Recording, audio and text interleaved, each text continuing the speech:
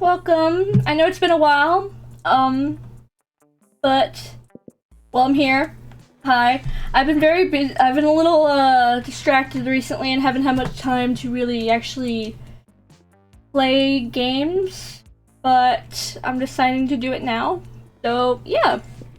We're playing, Monster Prom, the first one. Maybe I'll play the second one. I do have the second one, so, but I wanted to be able to play a full game of this one because I've only played the short version. I want to play the long version this time. So yeah, oh, this could be, yeah, this could be long, but it's, hold on. Oh no. Spooky High School, the sweetest years of our lives. Back then, we were young and unafraid. Sometimes reckless, sometimes brilliant, sometimes just stupid, but always willing to live life to the fullest. We were on a wild journey to discover who we really were. Who are you? I like this one. Oops, how do I...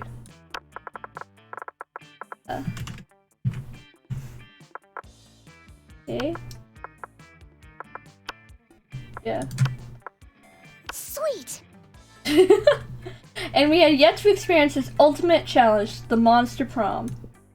I remember clearly, 6 weeks were left, and as we fantasized about our dream prom dates, we were all scrambling to catch the attention of one of our 6 most charismatic classmates. Huzzah! Miranda Vanderbilt, 19, a sweet mermaid princess who was as cute as she was genocidal. Damien LaVey, 21, a fearless demon with a taste for destruction and a love of fire. Scott Howell, 21, a werewolf athlete who was compensated for his rather small brain with a stupidly huge heart. Liam de Linecourt, 4XX, a hipster vampire whose standoffish demeanor hid that he was truly a lovable dork. Yay! And Polly Geist, 22, a party ghost with an I can't say that word. Insatiable hunger for all the wrong things. What? Oh, oops. And Vera Oberlin, 23, a mean, self-made Gorgon with a merciless sense of business. Damien's the one closer to age, right? It was clear it had to be one of them, but who? We only had 6 weeks to choose our prom date, and even more daunting, we only had 6 weeks to woo them and conquer their heart. But as I already said, we were young and unafraid, and we were ready to start. Alright, welcome to Monster Prom's stupidest pop quiz ever! All minds are rotten, and they are rotten in so many different ways. Worry no more! We're now using our PhD in bullshit to diagnose which kind of deviant sicko you are. Monster Prom's stupidest pop quiz ever, TM, I don't know what TM means. We'll throw a bunch of absurd questions at you and turn your answers into your character stats. This way, each of you will start by having stats that better reflect your true selves. Let's start. You wish you were raised by a pack of wild wolves who also happen to be tech moguls who own some of the most profitable companies of Silicon Valley. They would be kick-ass role models and while wolves sick. A mysterious old man who saved me from the streets in order to raise me as his disciple in the ancient ways of rad DJing. Or a really progressive marriage between a kick-ass venomous snake and actual fire. I love fire and I see no issue with being raised by it. Not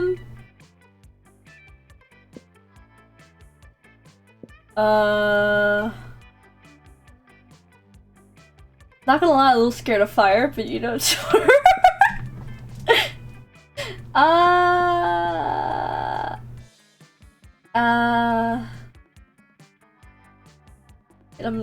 I do have a slight fear of dogs, but you know, it's fine. I don't know, this is hard.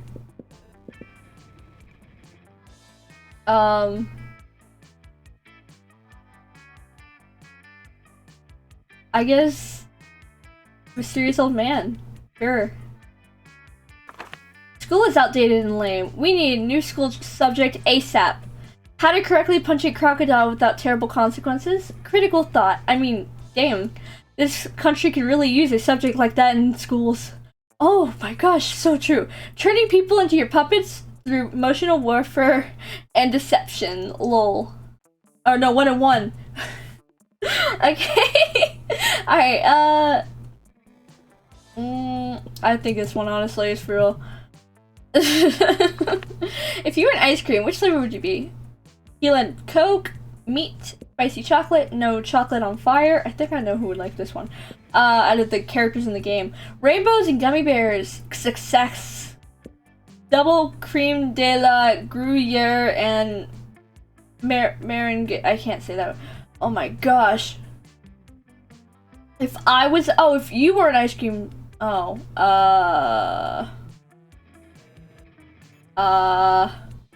This? Oh, I thought it'd be... Okay, that makes more sense. Yeah. Let's go. Smarts 9, bold... Ooh. Okay, I actually...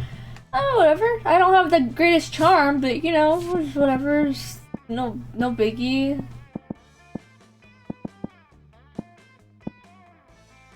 Let's go... Well, I know who's gonna be in the bathroom because I've seen this before, but I guess let's go to... I need more charm. Where could I go for charm? Yes. You know what? Yep. Why not? Oh, oops. Sorry.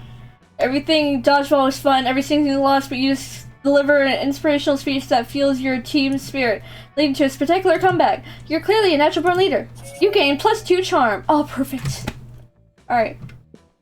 After that, you engage in a deadly match of truth or dare or death with Polly, and that would be a super interesting event to cover. But then the two of you spot Miranda and Liam deep in an intense conversation. Short. And that's bound to be much more interesting. Hiya. Hi, babes. You were making quite a noise, and I love anything that makes quite a noise. What's up? Hey, you two. Miranda and I were having a creative disagreement. You see, we wanted to start our own school club. You know, an intellectually rewarding extracurricular that enriches our minds while probably not being mentioned ever again in the future because continuity at this school seems to be a bit random. Noise! Let's do it. Y'all know my favorite things in the world. Drugs. Sexual activities. Noise? No, dummies, that too, but I mean chess and Russian literature. Stop treating me as if I were two-dimensional. Let's start a literature club. Huh, I'm not sure. Do you remember what happened last year when we joined the literature club? We wrote dope poems and made new friends? No, the other thing. Oh. Ah, F, yes, that's right. So weird, I almost forgot. I mean, that's how I died, you know? Anyway, thing is, Miranda and I were already between two ideas. I proposed we start the club. The what? So authentic. A delightful meta club where we enjoyed ourselves by designing and crafting new school clubs. Interesting. Boring! I proposed the Little Pony Sweet Dreams Club, a club where we spend our nights learning how to tell the right bedtime stories to ponies. Whoa, you two really know how to sound two-dimensional, but in any case, can't you both just do your own clubs? No, our lives are fueled by the conflict and confrontation that can only be solved by choosing between two options. That's why we need you to choose which club is the best one, because Kat always seems to choose based on who she wants to ask to prom. So, which one should we go for? Just remember, one of the ideas includes ponies. A tough choice, mostly because I'm, like, super drunk right now. A tough choice indeed. It's your opportunity to convince Polly of one of the options, because no one's protecting you from making choices based on who you want to ask to prom.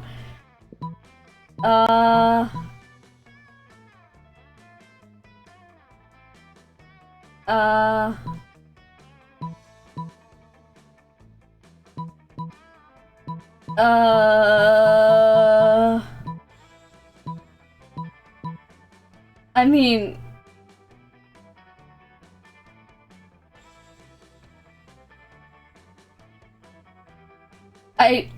Oh dear, okay. I mean, the pony one is at night, so technically counts as a nightclub. The best club is clearly the club because, and then just throw some confetti. They're both dumb. They're both really dumb. Eeny, meeny, miny, mo, okay. Yes. Oh, good one, Kat. I do like nightclubs. Okay, I guess I chose the nightclub one. You do realize it would be nothing like an actual nightclub, right? Mm-hmm. Are you sure? Have you been to the Little Pony Sweet Dreams nightclub? No, but less butts and more butts, boo. Pony butts. Oh, how Ponies majestic. Ponies have majestic buttocks indeed. Whoa, now I need to see it myself. I hope they know how to shake those pony asses. I have no idea what's happening. Huzzah! The only thing I understood is that my proposal is one, and that's the only thing that matters. Huzzah! You know what? I like her. She's great. Kat, it might be true you only make choices based on who you want to ask to prom, but if that's true, you're off to a good start. F yeah, you can't wait to tell rad bedtime stories to ponies alongside Miranda. Meanwhile, you gain +2 charm and +1 smarts. Woo!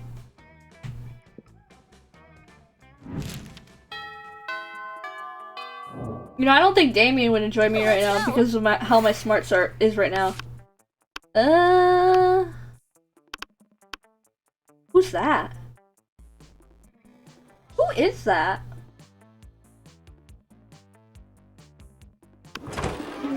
You're enjoying your meal in peace when you hear the unmistakable sound of 3 throats clearing. Ahem, ahem, ahem! Yes, hello. As you know, it is customary for a benevolent witch coven to have as an ally a malevolent creature of some sort. And since Liam has apparently decided he's too cool for us now, I mean, because of your incredible resume and good looks, We're here to save the day. we've decided to accept you on a trial basis as our supernatural companion for one adventure. And venture not to exceed 3 episodes or eclipse the main plot arc. As a consideration for your willing participation, we'll even allow you your choice of adventures. 3 episodes, you can knock out one of those adventures by the end of lunch, and it actually sounds like fun. The Coven gives you 2 options. Stop the crime ghost who's been taking over children's bodies and using them to rob banks. You have a never before seen plan. Take on the greatest villain of all, income inequality.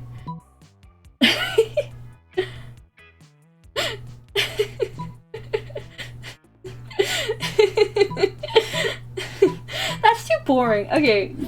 It turns out income inequality is the name of a giant goblin made of money that's been terrorizing the city. You attack it in the only way you know how. Stealing. It's working! All that money you stole was load-bearing. The goblin is going to collapse. Yep, that was totally your plan. You definitely weren't just stealing the money because you wanted money. Excellent. The day is saved once again thanks to the Coven and our faithful sidekick, Kat. It turns out the best way to defeat income inequality is by robbing from the rich and giving it to yourself. You gain +4 money. Dang, okay. Woo. Let's go. I want to wait till I have more money because I think she is the... I don't remember what she is. She's something. I don't know where to go. Outdoors, why not? That day during recess, you start a half-hour rave that goes full crazy. You have no idea how it escalates so much, but at one point there were like 300 people. Someone summons demons from a nightmare dimension. The consequences might disrupt the fabric of reality itself. But who cares? It's a rad party! You gain +2 fun. You notice Miranda trying to put a smile on Liam's face. This should be good. Huzzah! I simply do not understand how you could be so gloomy all the time, when the world is so full of wonder and magic! Ah, I guess I'm just not part of the Everything is Beautiful club. The Everything is Beautiful club? Is that a secret club? I don't know how I'm doing, but I'm trying. What? Oh, yeah, totally. I want to join! I want to join! Oh, how can I join? Liam seems totally sexily disinterested in continuing this gag. We have no such reservations. You tell her. You're in luck. I just happen to have the membership paperwork right here. Magic is real. Oh, it's super easy to join. All you have to do is eat a bunch of cotton candy and crap out a unicorn. Simpleton.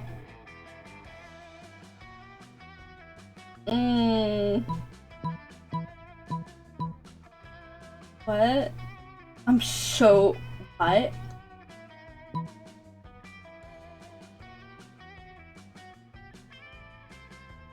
Okay. I'm gonna... I kind of like this option though, but... I don't know. Sure. You hand Miranda some paper membership forms you whipped up in picture shop. They're totally fake, but she's loving it. Miranda fills out all the forms and skips off to mail them to 1234 Fairy Dust Lane.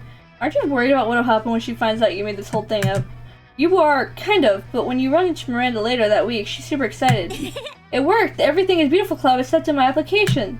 They said I'm the first applicant they've had in centuries. Recruiting is hard when you're a super secret club.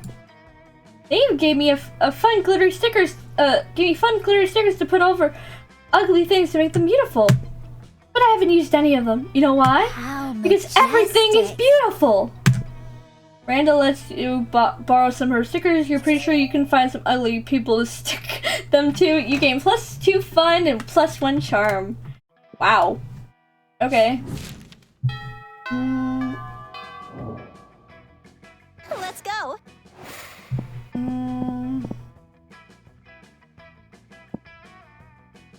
I want to see what's there. Stranger. I'm gonna load up, buy some. I have that will boost your stats, that will lead you to stupid new adventures, even some that might be much needed at some very specific moments. So take a look. I mean, all my stats are pretty good except for the boldness and creativity.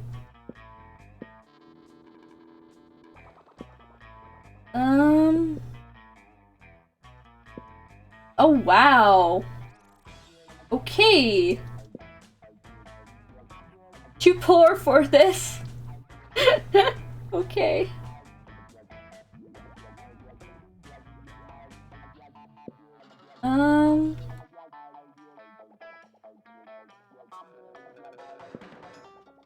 Oh. Hey. I like that it's for an event. I kind of wanna...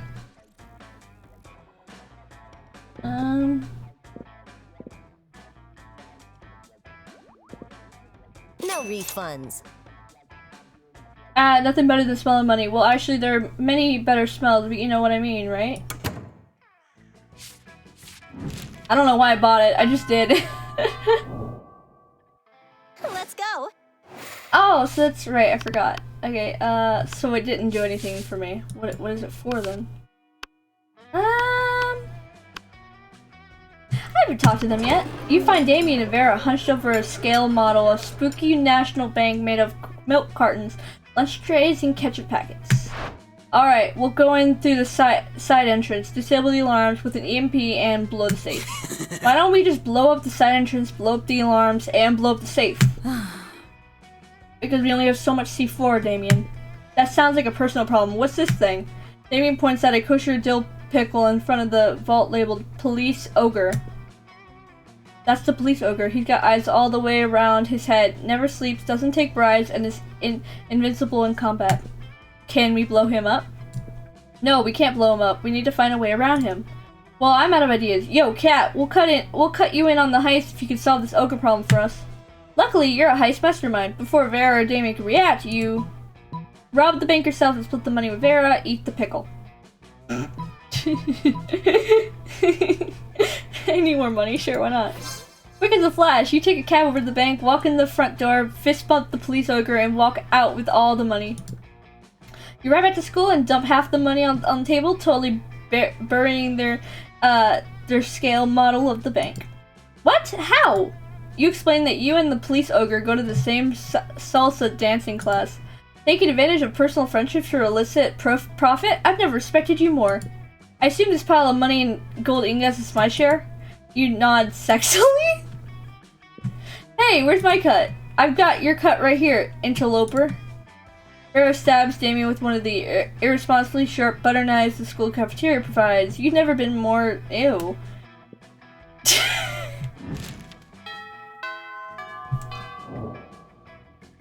Let's go. Alrighty. I didn't get any money? Where's my share? Oh, there's a way to tell where you get. Oh, that's cool. I didn't know that. So I need to get my. I do need more money, but which one's the boldness? Oh, that's the boldness. Okay, I want to get my maybe my create. I'll get my. That day while rehearsing for the class play, it's as though the muses themselves have descended to give you figurative. Ew. Your performance is intense and inspiring. I kind of forgot what this. I kind of forgot through all the times I've seen videos like this, how like inappropriate this game actually is.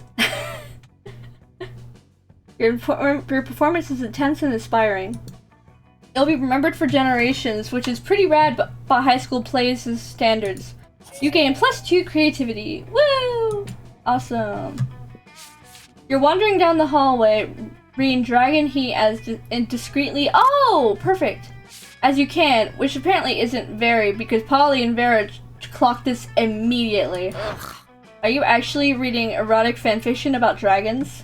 Yes! Because we love Dragon Heat. I'm all about 19th century Russian literature, but a ghost girl can't say no to some erotic fanfiction.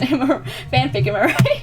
I literally been working on my Morgana von Brestrich cosplay all week. Don't worry about why. Speak for yourself, Polly. I've never... Okay, fine, I may read Dragon Heat, but don't go around just telling people.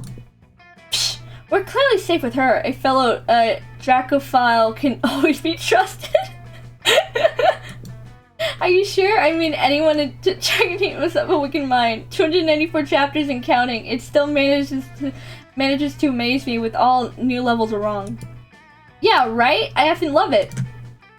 Yet, I must admit I'm a bit vanilla when it comes to fave chapters. Mine is the one where Harold McDonough, Horace the Hydra, and the deranged Draco Delacourt have to rest at an inn after the choking Bay adventure. Only to discover they have just one available bed. There's only one bed, the classic fanfic that the classic fanfic trick that never fails. Ah, yes, that one was good. I personally prefer the one where Vanessaria unmasks her masked savior after a passionate kiss, only to discover it's herself, and then they totally bang. I'm not a fan of time travel, but sign me up for some good self-cest. Amen. What about you, Kat? What's your favorite story arc? Nothing to worry about. You'll just be revealing your inner kinks to us. No pressure. Easy. The Sexcalibur arc, where they want to discover the chosen one who can control the mythical Sexcalibur dildo, and they have a super orgy, so everyone can have their turn with the dildo. What about this exclusive chapter I've written myself? I think Polly would like this one. No, she would like this one.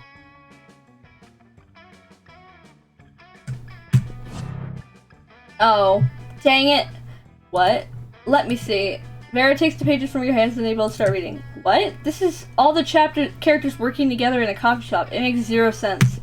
And then you go and throw in some centaurification for no reason.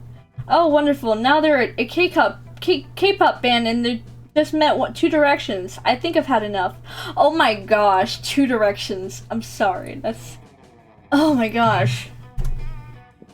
Boo, this is poor fanfic 101. You can't choose whatever stupid thing you like and make it happen.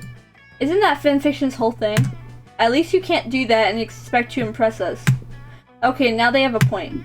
And they left. It's okay to spend your free time how you see fit, but maybe you should learn how to show off and what to keep to yourself. The cost of that lesson has been -2 smarts and -1 charm. Aww.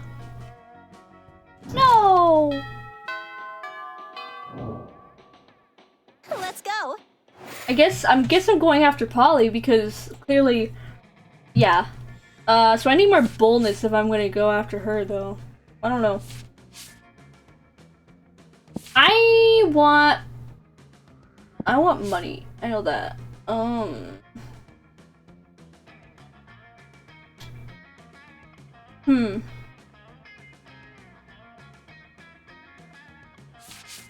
No, I think I need, that day you skip class and just hang in the bathrooms because you respect no authority. I guess some people just want to watch the world burn by skipping class and hanging out in the bathrooms. You give +0 shits, but you gain +2 boldness. You catch Miranda monologuing about her problems to no one. She often does this. It's like she's accustomed to having a royal scribe following her everywhere she goes. Oh, whatever shall I do about my army? We haven't had a proper war in months, and the soldiers are becoming ever so anxious. I've tried sending the servants to give them tummy rubs, and even putting extra leaves and sticks in their cages, but they just kill the servants with the sticks. I never thought managing an entire branch of the military would be so challenging. How could I possibly keep my soldiers entertained? Divide them in half and make them fight a practice war. 1,000 piñatas. You like that? You know of my kingdom's living piñatas? Then? No? Then divine providence must have guided your suggestion. Each year, that hundreds of peasants are required by law to volunteer to be stuffed with candy and suspended from ropes throughout the palace. Oh. Okay. Visiting dignitaries are invited to take a few ceremonial whacks, but we always have more piñatas than we can use. I'm sure Daddy would be happy to lend me 1,000 piñatas to keep my army happy. A splendid idea indeed. There's no reason you should feel guilty about this at all. You gain +2 boldness and +1 smarts. Okay.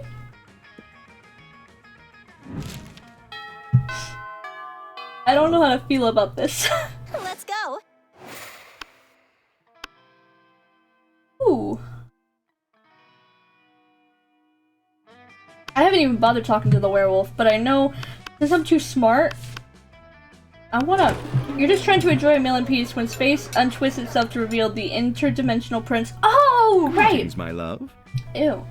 Most glorious hero, thank the squid star I found you. I have been confounded by the most fiendish riddle. A riddle that has vexed me for days, nay, weeks. The riddle of how to change the ringtone of my new smartphone. This interface is more torturous than my palace labyrinth. For real? You grab the prince's phone, change his ringtone to butts, butts, butts, all about those butts by the booty bros. My hero, what seems trivial to me is trivial to you, and you even guess which ringtone I desire. A true all-time classic from the 6th dimension. There's only one way I can repay you, by bestowing upon you a superpower of your choice. I could do that. I'm the prince of another dimension. I could do all kinds of crazy things you don't know about. All kinds of crazy things besides use his phone, apparently, and he really only gives you 2 superpower options. A telepathy, or an ass that won't quit. Telepathy. The prince whacks you on the head with a telepathy rod, granting you access to the mind of others. Right in the middle of a high school cafeteria at lunchtime. You are overwhelmed with images: a goblin's butt problems, a genie's foot fetish, 2 swamp creatures imagining each other naked. It's too much. You plead with the prince to downgrade your ability to telepathy, but only when you're drunk.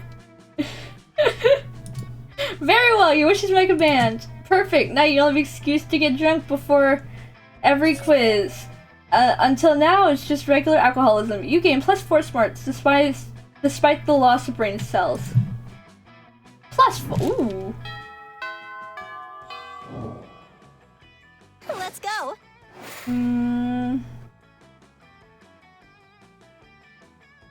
Okay. Now I need money. That day, you spent some time on the library's PCs playing some good old online poker. Gambling seems like a stupid and dangerous decision, but who cares? This time it's paid off, so fuck it. You gain +2 money. Woo! Later, you're carrying around your precious dragon heat when you're spotted by Miranda and Damien. Wow, dragon heat, I love it. Also, you may not know this about Damien just by looking at him, and it turns out that he too is a hopeless romantic at heart. Are we reading the same series? I'm in love for Dragon. Nothing so bad yet so good as a billionaire dragon made me gay. Damien, you're being utterly foul. Don't profane the deep emotional connection between Harold McDonghard and Godiva Tina. Deep emotional connection? Is that why the latest chapter ends with Harold finally boning Gutsu? Then she wakes up to find him gone? The cliffhanger must be entirely misleading. People simply don't abuse each other's love and trust that way. I worry about you, Miri. I really, really do. I just desperately want to know what happens next in Dragon Heat. Do you think Harold's capable of being so mean-spirited? True art imitates life. Let's look at Damien's sexy messages to see what he's capable of, shall we? Harold may or may not be a scoundrel, but love is alive, and well, let me take both of you on the greatest three-way first date ever to prove it. What?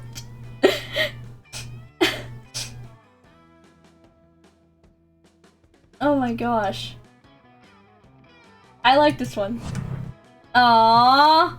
A date in the midst of a school day? Why? My duty, responsibility, and breeding says no. Say no, but my heart says yes. I have a midterm in interdimensional peace 305, so anything's better than that. Oh, huzzah! I do love being courted. Let's flee to the absolutely most romantic day that has ever happened to me ever. Yay! Oh, fuck. Somehow, despite spending all your time in school daydreaming about dating instead of studying, you still know nothing about romance. You bring Miranda a bouquet of fish and Damien the head of one of his enemies, which actually turns out to be one of his friends. Whoops! The date is over before it begins. How are you supposed to know Damien had friends? You lose -2 smarts and -1 charm. Aww, it's okay.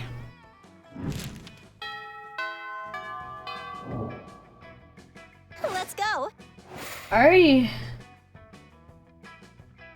Hey, it's been 31 minutes? Okay. Let's see. I do need more charm, so that day an epic dodgeball match takes place. Amidst the battle, you spot a fellow player that seems utterly discouraged. She thinks she's not worth anything at dodgeball, and she attempts to throw a ball at herself. You explain to her the many ways you think she's unique and wonderful, while also defeating the many pleasures in life, or defending the many pleasures in life. With your help, she's capable of finding reasons to keep playing and gains a sense of self-worth. You gain +1 BFF. Sadly, she's not part of this game, so that beautiful friendship will take place off-screen, and +2 charm. Woo! You're minding your own business when Miranda comes rushing up to you, clearly distraught. Most terrible news, friend. I just watched the documentary Game of Thrones, and now I fear for my own royal family. I did not realize how susceptible we might be to random acts of treachery, or how often we romance our siblings. I don't want to be shot in the chest by a crossbow while sitting on the toilet. That doesn't sound proper at all. Wait, that happens? I've never seen... Please help me put my poor mind at ease. How can I possibly identify potential traitors in my court? Just keep an eye out for the classic signs: shifty eyes, hooded black cloaks, ordering knives in bulk. Pretty much everyone is a traitor. Oh no! I didn't mean to click that! No! No, I didn't mean to click that! An excellent idea. She'll enact it at once. Oh no. You try to tell her how she should wait until she gets back to her castle. She's already spun the bottle and is pointing at me? I'm the traitor? Disgraceful. Alas, I am my own worst enemy. How can I bring myself to betray me? Miranda immediately rests herself on suspicion of treason and you consorting with the traitor. She's acquitted. I can't say that word. She's acquitted because she's literally a princess, but acquitted. Little princess, but you don't have that luxury. You're sentenced to be publicly pelted with sea-cut cucumbers and so lose -2 charm and -1 fun. Wow. Thanks. Alright, I'm gonna lose my voice at some point, cause, yeah. Alright, I don't want to talk to you again. I haven't talked to,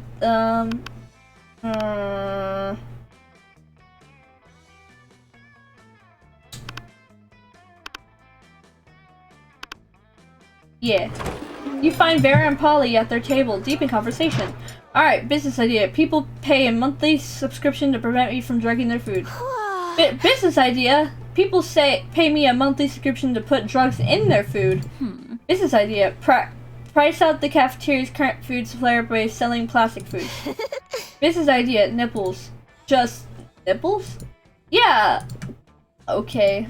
Wait, business idea. We use clever marketing and food science to create the perfect new diet craze and sell it for an insane profit. That's actually a really good idea. Better than nipples? Yes, we just need to figure out what our new diet product will be. Tapeworms! They're gluten-free, dairy-free, 100% organic, and you can get them for free from sick cows. Meth, it's what's for lunch. Yeah! Oh yeah, you know, I was just complaining the other day that I made way more meth than I ever do myself.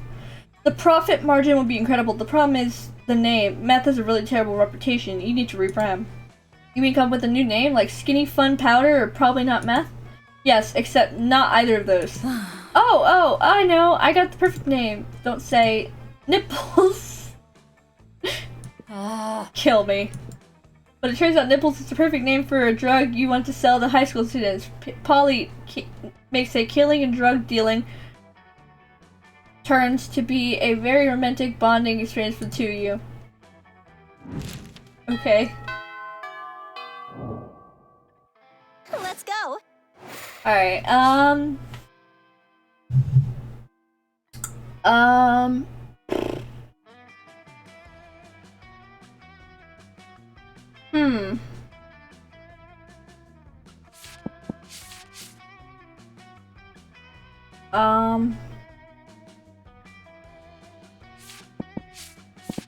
Yep.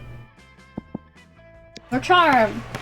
That day, an epic dodgeball match takes place, but the match isn't as important as the human interactions within it. You're at your peak when you decide to go for the overkill and wink at one of your teammates. He's totally mesmerized. It's the most epic wink ever. Dang, you know how to win over people's hearts. You gain +2 charm. You see Miranda in her gym outfit in the far end of the gym's swimming pool. Wait, the gym has a swimming pool? Why aren't you using it? Why are you always playing dodgeball? Why don't you get to your classmates in swimsuits? Anyway, as you approach Miranda, she shrieks and her merman bodyguards tackle you to the floor. Who are you? Are you here to kill me? I'm just a better swimmer. This is no basis for an assassination. Wait, you don't swim. You don't have fins, and without gills, you'll just choke right away. Could you help me with the situation? I'm the best swimmer in school. My parents say it's just how it's supposed to be, but people sometimes get too jealous. My dad used to send such hoodlums to a farm. But now he says I'm not 11 anymore, so I have to learn to deal myself with the people who might plot my assassination. I have no idea who's even behind this. Can you help me catch those jealous people? How about a charity swim? You won't participate, and whoever comes first gets a ticket to the farm. Quantity over quality! Mines, loads of mines. Those ones that can make beeping noises with big chains and spikes. They're bound to catch someone, or at least mirror the message across the ceiling.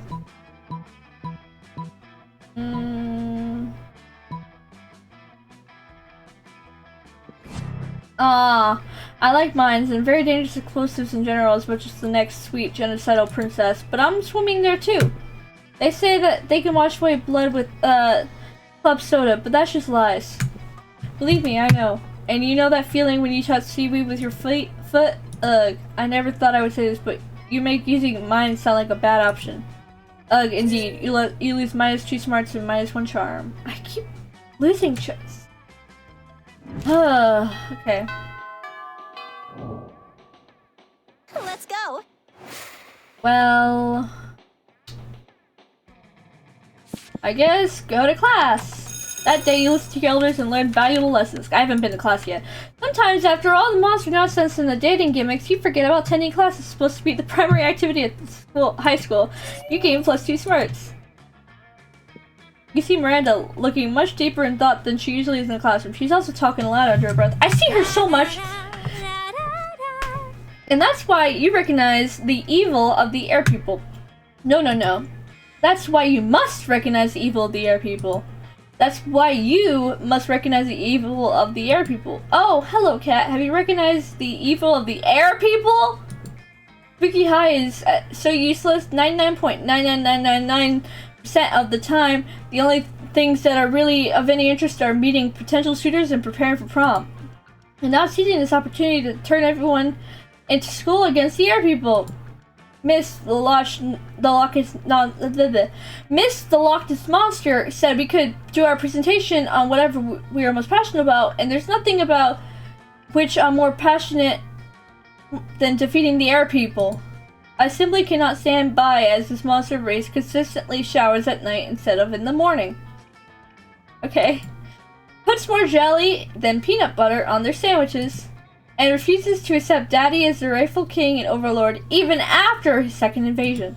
It's so important to me that the rest of the class recognizes the horror of these feathery, guacamole-hating socialist upstarts. What's the best way to get everyone on my side? Drive everyone to blind racism against the air people using cookies. Tell everyone that the air people don't tag their spoilers. Ah, no. I knew you had smarts or too, Cat. Everyone loves a delicious cookie, except for air people, because air people are monsters. I mean, technically, you're all monsters, aren't you? Isn't this spooky high school? Aren't you trying to go to monster prom? Whatever. The point is, Miranda ends up giving a presentation full of very convincing propaganda. All right, everyone, enjoy these free, delicious cookies as they enlighten you to all the evil. To the evil of the mer people's sworn enemy forever. Loud chewing noises. Okay, sounds legit. Coughing, sputtering. Oh. Normally I don't gag, but Miranda, what the hell are these cookies? Don't you just love them? I made them myself because my servants are busy doing homework for my other classes. Anyway, my father has invaded the Air Kingdom no less than 4 times, and yet they still refuse to submit to the mer people's rule. Miranda, I eat pretty much anything. I've eaten dead birds and tentacles, and even I can't eat these cookies. My father has invaded the Air Kingdom no less than 4 times, and yet they still refuse to submit to the mer people's rule. Is that literally just a raw fish head that tastes like Satan's ass? Yo, don't insult Satan like that. Neither fire nor bullets have deterred those pineapple pizza-loving terrorists. Miranda, the air people are clearly just an innocent race being attacked by the kingdom of the mer people, which is probably as evil as your cooking. Miranda bursts into tears and runs out of the room, mumbling about how this is all your fault, the stupid air people, and stupid cat. Ugh, worse. You lose -2 smarts and -1 charm. Clearly I'm not getting any charm. I'm stuck at 5. Let's go.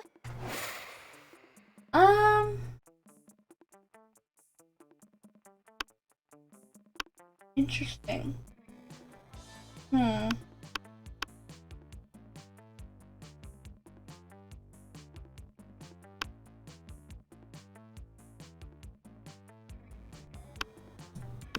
You find Polly and Scott huddled at your chosen table. If these two are together, it can only be one thing. Prank Masters! I hereby call this meeting of the Prank Masters to order. Prank Master Howl, present and accounted for. Chairman Geist, all dressed up and ready to prank. Hey, how come you get to be the chairman? Well, which one of us can throw trays around the room with their ghost powers? Well, I don't have ghost powers, so... Oh, you! I get it. Chairman, but... No. Time to argue, Scott. We've got to come up with a baller food prank before the end of lunch. Oh yeah, okay, what if we ate all our food like a good boy? Is that a prank? No, Scott, for the last time it's not a prank and I don't eat. But I'm having trouble coming up with another idea. Anybody else? You've been waiting for all your life for an opportunity like this. You propose the ultimate food prank. Eat everybody else's food like a good boy. Replace all the food with chairs. Yes, you know what they say, when life gives you chairs, do pranks with the chairs. It's not really a prank if you eat all the food. But I've never heard Coach say that. Doesn't it sound like the kind of thing he would say, though? Yeah, it kinda does. How am I supposed to help, though? You're the chairman. Easy, Scott. Just be a chair. Oh, of course. Scott twists himself into an uncomfortable-looking shape. He seems happy, though. Like this? Exactly like that. Now up you go. Whee! Does that make me a chairman? Sure, totally. Polly doesn't seem to mind sharing her title with Scott or her affection with you. Prank achieved.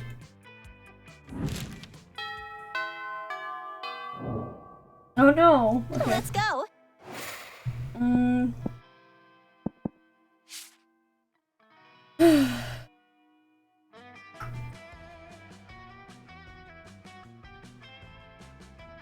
Let's see. Where haven't I gone?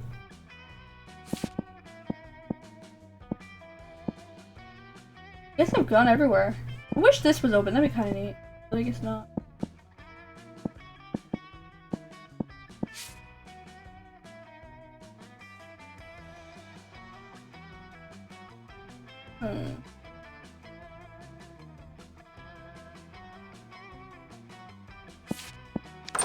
What's up? Oh no! I forgot. Ah, no. Okay, fine. Whatever. Ew.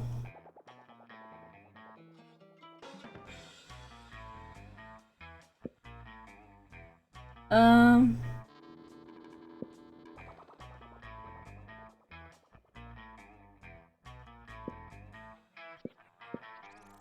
refunds. I got this. Oh my gosh, my fun is at 15. Wow, okay. Let's go. Wait, why aren't I going to lunch? Oh, whatever. Okay, well, I need more charm. I don't think I need any more fun, like, need more, okay. I need charm. Show me that money. Oh my gosh, I messed up. No. No refunds. I know that the composition's not that great and the color palette lacks depth, but I feel it's a gift. Okay. My fault for not paying attention, to be fair, but you know, whatever. Let's go.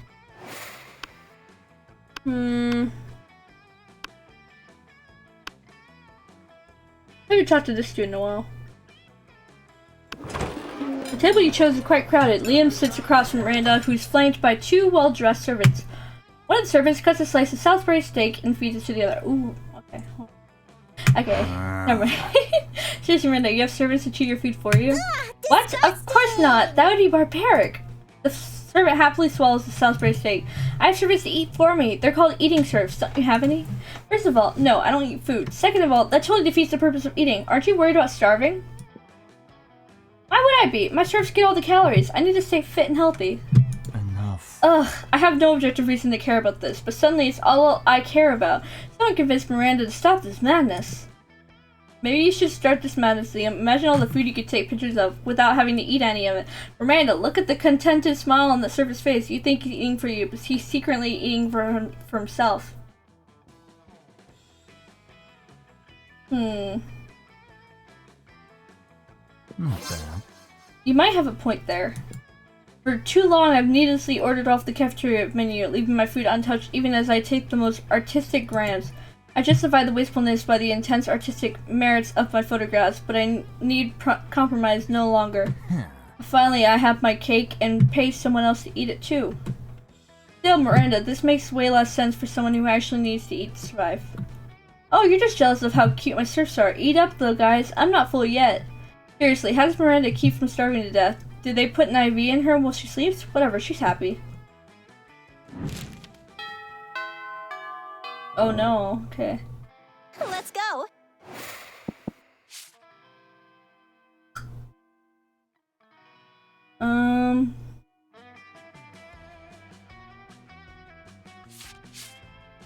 Alright, yeah, I need to get my charm up.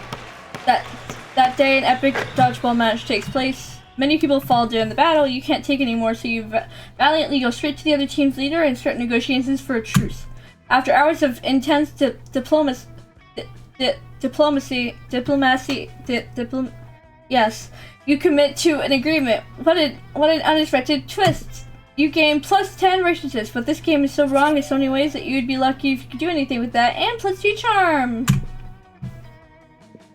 You're doing the thing that gives you the most life, reading Dragon Heat, when you're approached by Scott and Liam. Aha, a fellow connoisseur of the, dracophilic arts. Here, Scott and I are also experts on the topic, and unexpected too. All of them are! Hooray! Yeah, Liam and I are fandom buddies. We love to discuss the things we love on our favorite stuffs, wikis, and forums. We're the best fandom buds, even if we don't always agree, like the Starko and Markiplier thing.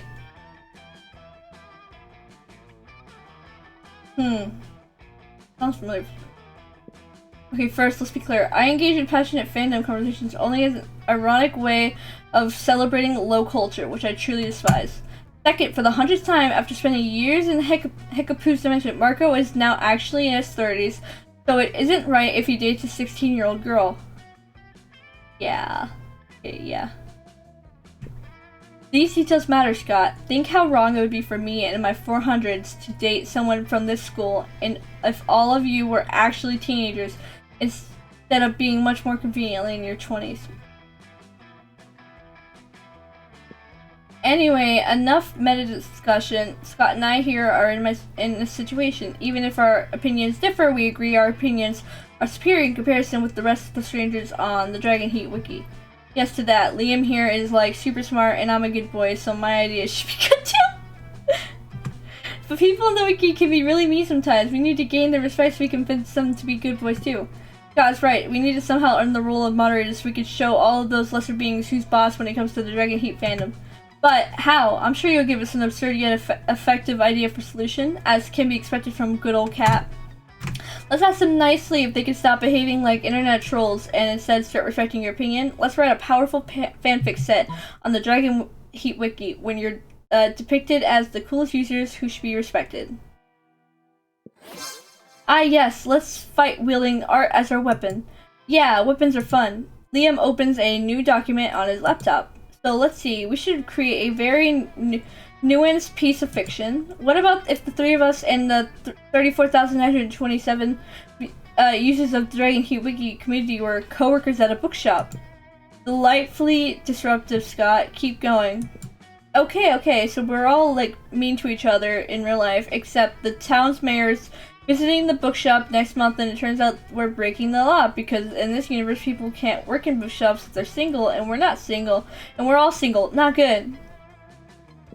Oh, the weight of the conflict. I can even feel it in my fingertips. Amazing, don't stop. Then we all fake that we're married together, the 34,930 of us.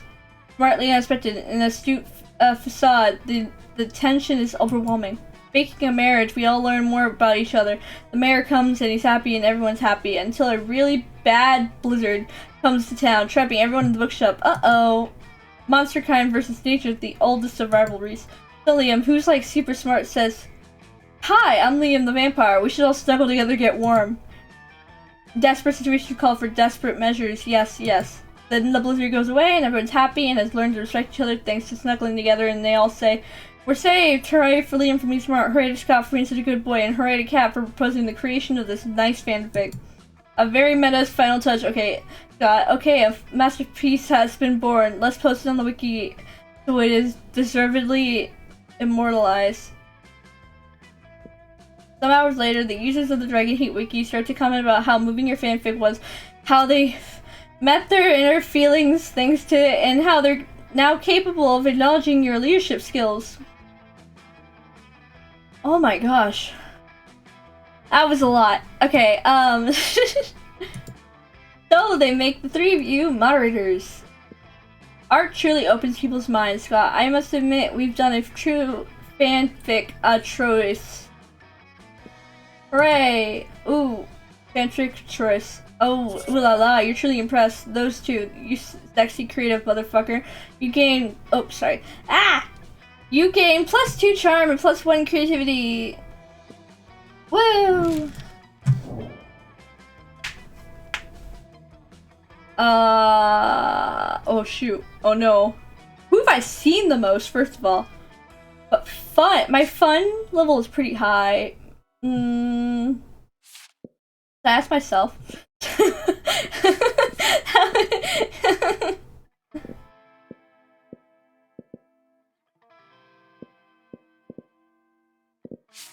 I don't know.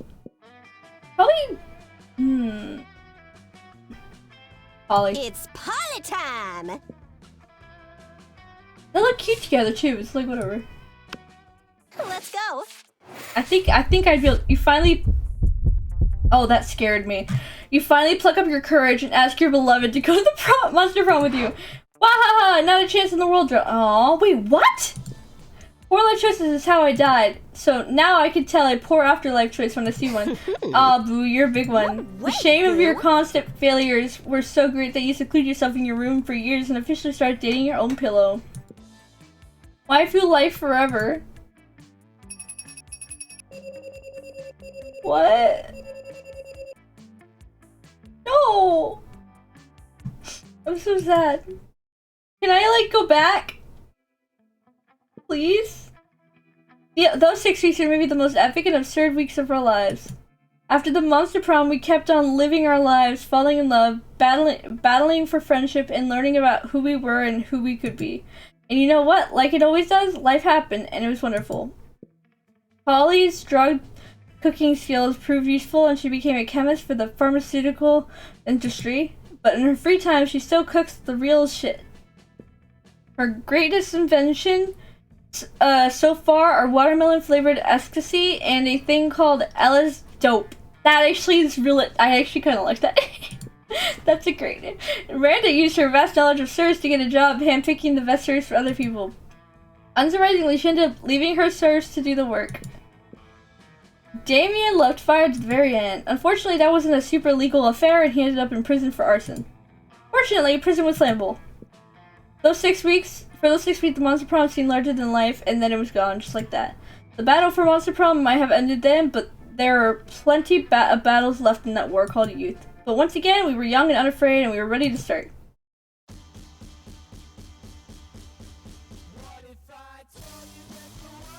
Well.